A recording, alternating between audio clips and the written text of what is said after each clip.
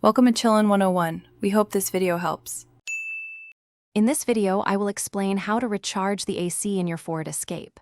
First, gather your safety gear, including gloves and eye protection, to prevent injury.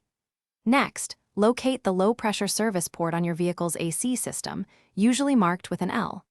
Make sure your engine is running and the AC is on full blast before you begin adding refrigerant.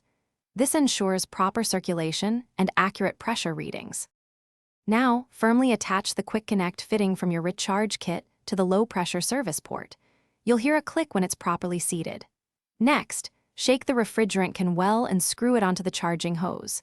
With the engine still running and AC on high, slowly squeeze the trigger on the can in short bursts, allowing the refrigerant to enter the system. Keep an eye on the pressure gauge to avoid overfilling. As you add refrigerant, continuously monitor the pressure gauge on your kit. It should indicate the correct pressure range for your vehicle, typically found on a sticker under the hood.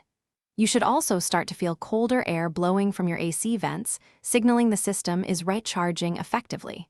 Once the pressure is correct and the air is cold, disconnect the hose and securely replace the service port cap. Enjoy your refreshed AC.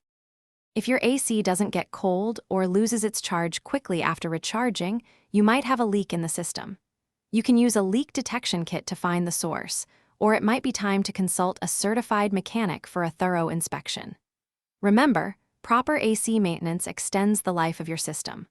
Also, for other great deals and to make meal prep easy with leak-proof containers, check out the link in the description below. Thanks for watching. Consider subscribing if we helped you.